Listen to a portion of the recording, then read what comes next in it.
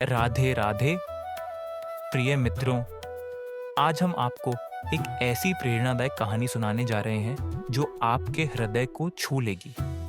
यह कहानी है बरसाना के एक भक्त गोविंद दास की, जिनकी निष्ठा और प्रेम ने उन्हें भगवान श्री राधा रानी के आशीर्वाद से अविस्मरणीय अनुभव दिलाया। इस कहानी में हम जानेंगे कि कैसे गोविंद दास की निष्ठा और सेवा भावना ने उन्हें भगवान के निकट ले जाया और उनकी बेटी के रूप में स्वयं राधा रानी ने आकर उनके प्राणों की रक्षा की।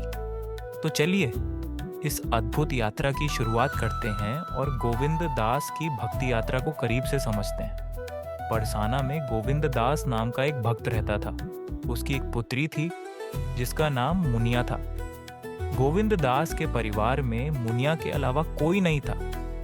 गोविंद दास सारा दिन अपना काम करते और शाम को श्री जी के मंदिर में दर्शन करने जाते और जो भी संत मंदिर में रुके हुए होते उनकी सेवा करते और उनके साथ सत्संग करते।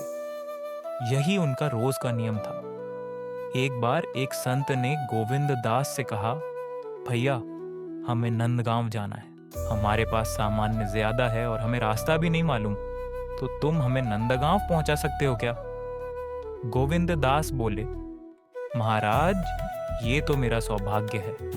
गोविंद दास ने हाँ भर ली।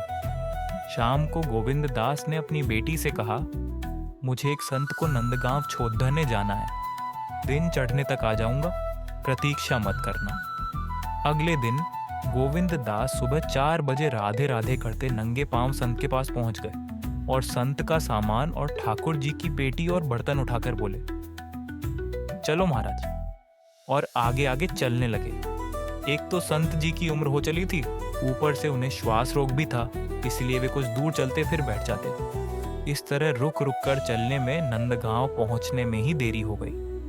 मंदिर पहुंचकर गोविंद दास ने सामान रखा और बोले, महाराज अब चलते हैं। संत जी बोले, भाई तुम इतनी दूर से मेरे साथ आए हो, तनिक विश्राम कर लो, कुछ जलपान कर लो, फिर चले जाना। तो गोविंद दास ने कहा, ये क्या कह रहे हो महाराज, बरसाने की वृषभानु नंदिनी नंदगांव में ब्याही हुई है, अतः मैं यहाँ जल नहीं पी सकता, यह तो घोर पाप हो जाएगा। संत की आंखों से अश्रुपात होने लगे। संत बोले, यह तो कितने वर्ष पुरानी बात है गोविंद दास, तुम गरीब भले ही हो पर तुम्हारा दिल बहुत नेक है। गोविंद दास ने संत जी को प्रणाम कर राधे राधे करते हुए रवाना हो लिए। सूरज सिर पर चढ़ आया था, ऊपर से सूरज की गर्मी और नीचे तपती रेत। भगवान को दया आ गई और वे भक्त गोविंद दास के पीछे पीछे चलने लगे।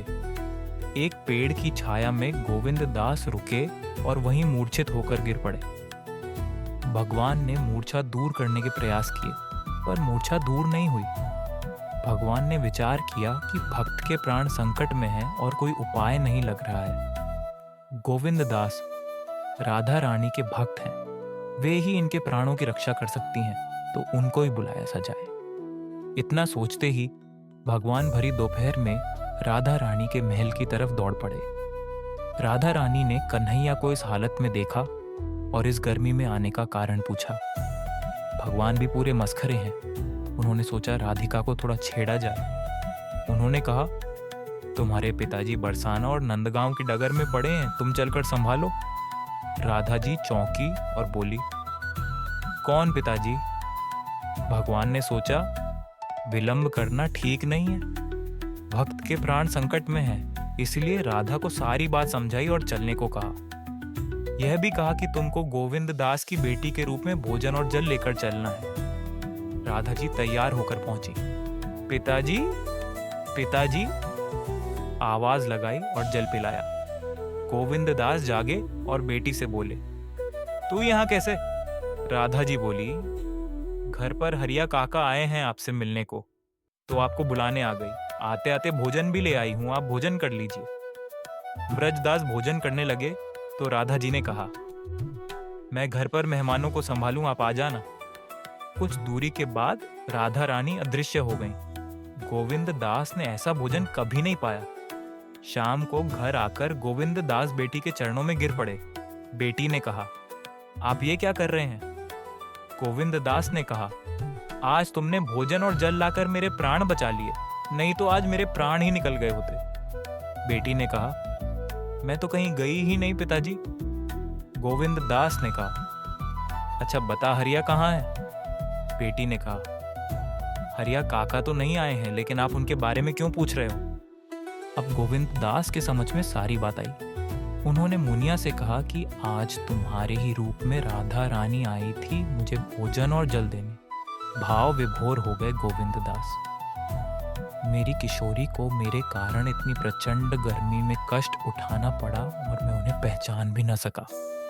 अब तो मेरे जीवन की बस एक ही आस है कि मुझे कब फिर से श्री राधा रानी के दर्शन मिलेंगे।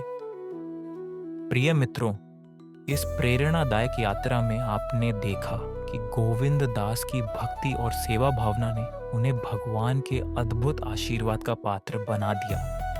उनकी निष्ठा और प्रेम के कारण ही राधा रानी स्वयं उनके प्राणों की रक्षा करने के लिए आईं। इस कहानी से हमें यह भी सीखने को मिलता है कि हमारे छोटे छोटे अच्छे कार्य भी किसी के जीवन में चमत्कार ला सकते हैं। गोविंद दास की भक्ति और सेवा भाव ने न केवल उन्हें भगवान के निकट लाया, बल्कि हम सभी को यह संदेश दिया कि प्रेम और सेवा से ही सच्चे सुख की प्राप्ति होती है।